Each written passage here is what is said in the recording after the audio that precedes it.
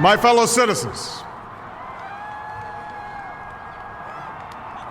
I stand here today humbled by the task before us,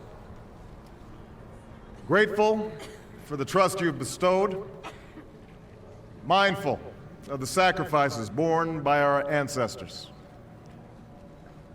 I thank President Bush for his service to our nation.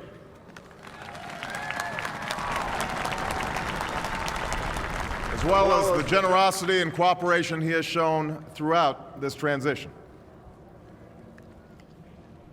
44 Americans have now taken the presidential oath. The words have been spoken during rising tides of prosperity and the still waters of peace. Yet, every so often, the oath is taken amidst gathering clouds and raging storms. At these moments, America has carried on not simply because of the skill or vision of those in high office, but because we, the people, have remained faithful to the ideals of our forebears and true to our founding documents. So it has been, so it must be with this generation of Americans. That we are in the midst of crisis is now well understood. Our nation is at war against a far-reaching network of violence and hatred. Our economy is badly weakened, a consequence of greed and irresponsibility on the part of some, but also our collective failure to make hard choices and prepare the nation for a new age. Homes have been lost, jobs shed, businesses shuttered. Our health care is too costly, our schools fail too many, and each day brings further evidence that the ways we use energy strengthen our adversaries and threaten our planet.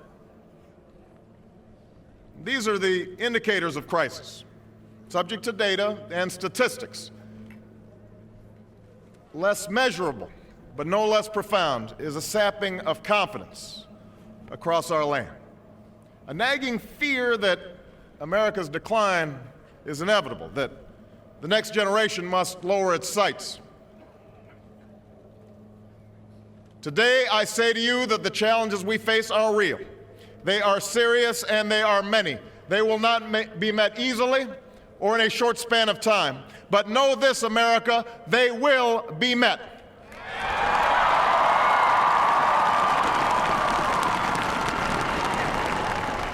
On this day, we gather because we have chosen hope over fear, unity of purpose over conflict and discord.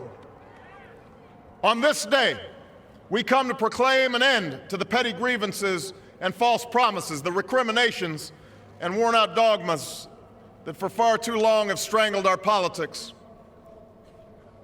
We remain a young nation, but in the words of Scripture, the time has come to set aside childish things. The time has come to reaffirm our enduring spirit, to choose our better history, to carry forward that precious gift, that noble idea passed on from generation to generation, the God-given promise that all are equal, all are free, and all deserve a chance to pursue their full measure of happiness.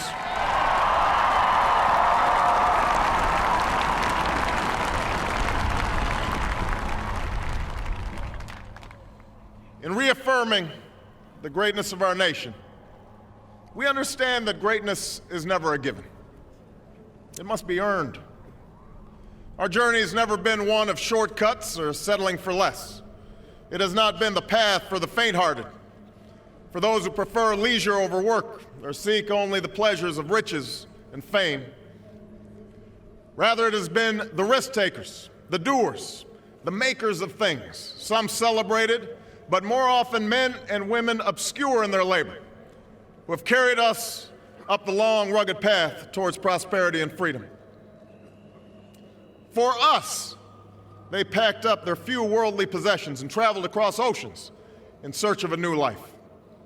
For us, they toiled in sweatshops and settled the West, endured the lash of the whip, and plowed the hard earth. For us, they fought and died in places like Concord and Gettysburg Normandy, and Khe Sanh. Time and again, these men and women struggled and sacrificed and worked till their hands were raw so that we might live a better life. They saw America as bigger than the sum of our individual ambitions, greater than all the differences of birth or wealth or faction. This is the journey we continue today. We remain the most prosperous, powerful nation on earth. Our workers are no less productive than when this crisis began. Our minds are no less inventive, our goods and services no less needed than they were last week or last month or last year. Our capacity remains undiminished. But our time of standing pat, of protecting narrow interests and putting off unpleasant decisions, that time has surely passed. Starting today, we must pick ourselves up, dust ourselves off, and begin again the work of remaking America.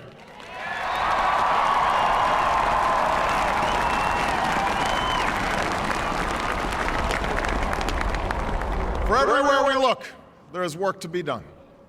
The state of our economy calls for action, bold and swift, and we will act, not only to create new jobs, but to lay a new foundation for growth. We will build the roads and bridges, the electric grids and digital lines that feed our commerce and bind us together. We will restore science to its rightful place and wield technology's wonders to raise healthcare's quality and lower its cost. We will harness the sun and the winds and the soil to fuel our cars and run our factories, and we will transform our schools and colleges and universities to meet the demands of a new age. All this we can do. All this we will do.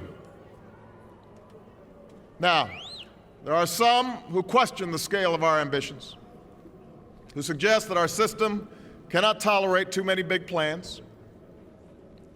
Their memories are short, for they have forgotten what this country has already done, what free men and women can achieve when imagination is joined to common purpose and necessity to courage. What the cynics fail to understand is that the ground has shifted beneath them, that the stale political arguments that have consumed us for so long no longer apply. The question we ask today is not whether our government is too big or too small, but whether it works, whether it helps families find jobs at a decent wage, care they can afford, a retirement that is dignified. Where the answer is yes, we intend to move forward. Where the answer is no, programs will end. And those of us who manage the public's dollars will be held to account to spend wisely, reform bad habits, and do our business in the light of day, because only then can we restore the vital trust between a people and their government. Nor is the question before us whether the market is a force for good or ill. Its power to generate wealth and expand freedom is unmatched. But this crisis has reminded us that without a watchful eye, the market can spin out of control. The nation cannot prosper long when it favors only the prosperous. The success of our economy has always depended not just on the size of our gross domestic product, but on the reach of our prosperity, on the ability to extend opportunity to every willing heart, not out of charity, but because it is the surest route to our common good.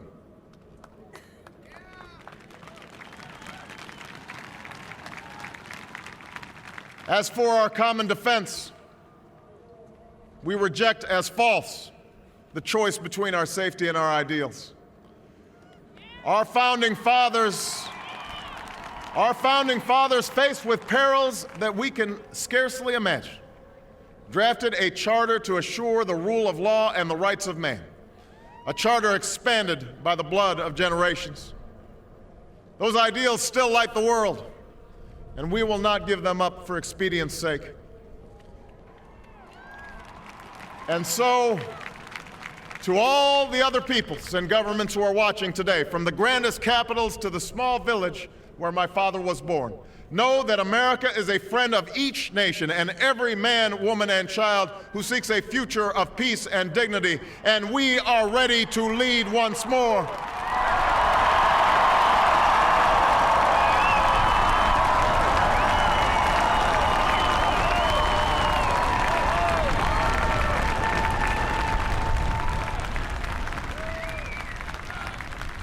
Recall that earlier generations faced down fascism and communism not just with missiles and tanks, but with the sturdy alliances and enduring convictions. They understood that our power alone cannot protect us, nor does it entitle us to do as we please. Instead, they knew that our power grows through its prudent use. Our security emanates from the justness of our cause, the force of our example, the tempering qualities of humility and restraint. We are the keepers of this legacy. Guided by these principles once more, we can meet those new threats that demand even greater effort, even greater cooperation and understanding between nations. We will begin to responsibly leave Iraq to its people and forge a hard-earned peace in Afghanistan. With old friends and former foes, we will work tirelessly to lessen the nuclear threat and roll back the specter of a warming planet. We will not apologize for our way of life, nor will we waver in its defense. And for those who seek to advance their aims by inducing terror and slaughtering innocents, we say to you now that our spirit is stronger and cannot be broken. You cannot outlast us, and we will defeat you.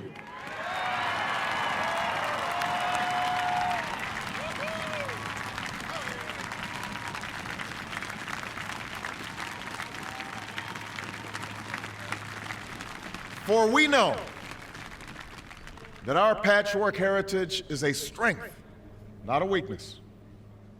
We are a nation of Christians and Muslims, Jews and Hindus, and non-believers. We are shaped by every language and culture, drawn from every end of this earth. And because we have tasted the bitter swill of civil war and segregation and emerged from that dark chapter stronger and more united, we cannot help but believe that the old hatreds shall someday pass, that the lines of tribes shall soon dissolve, that as the world grows smaller, our common humanity shall reveal itself, and that America must play its role in ushering in a new era of peace. To the Muslim world, we seek a new way forward based on mutual interest and mutual respect. To those leaders around the globe who seek to sow conflict or blame their society's ills on the West, know that your people will judge you on what you can build, not what you destroy. To those who cling to power through corruption and deceit and the silencing of dissent, know that you are on the wrong side of history, but that we will extend a hand if you are willing to unclench your fist.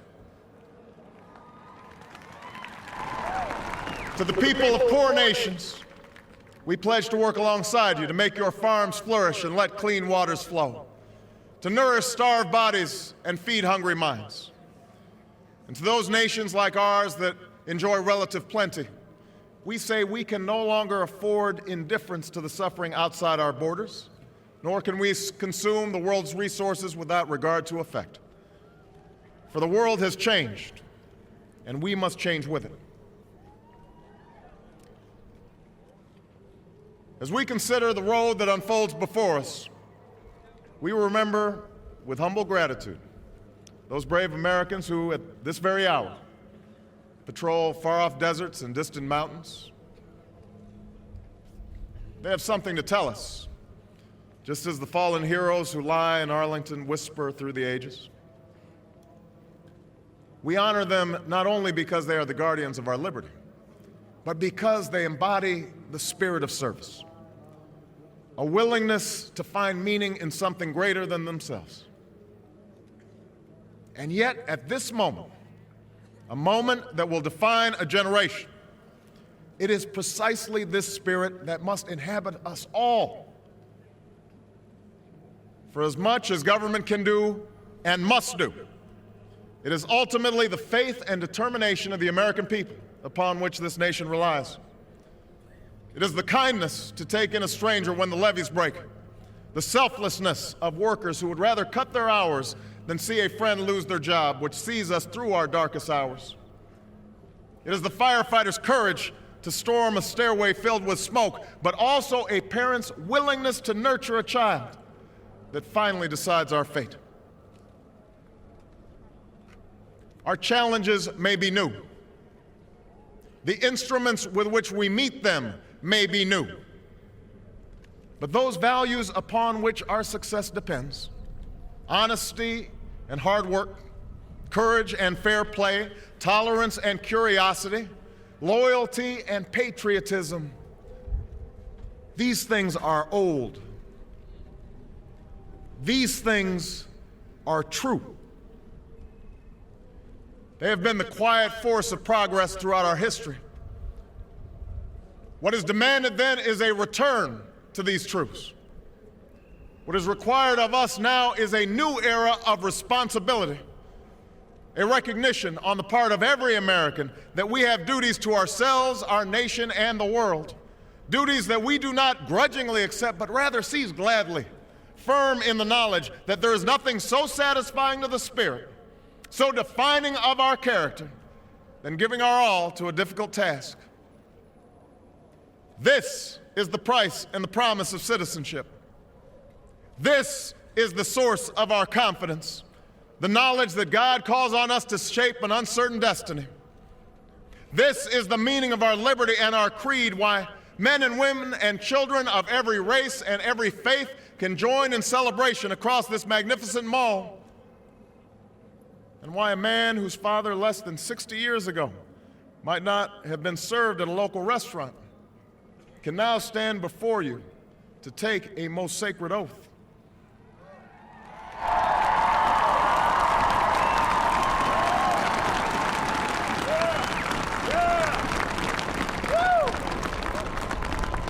So let us mark this day with remembrance of who we are and how far we have traveled.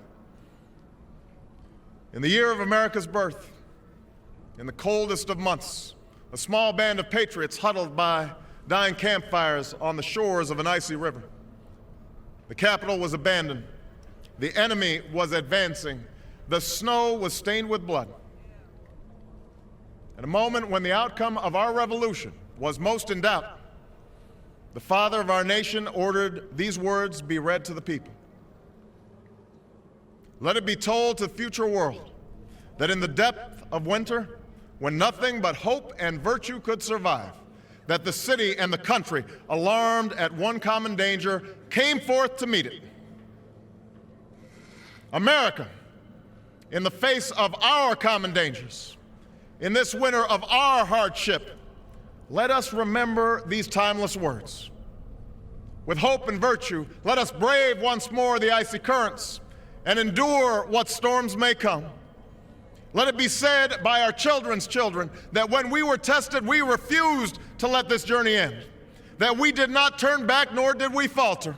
And with eyes fixed on the horizon and God's grace upon us, we carried forth that great gift of freedom and delivered it safely to future generations. Thank you. God bless you. And God bless the United States of America.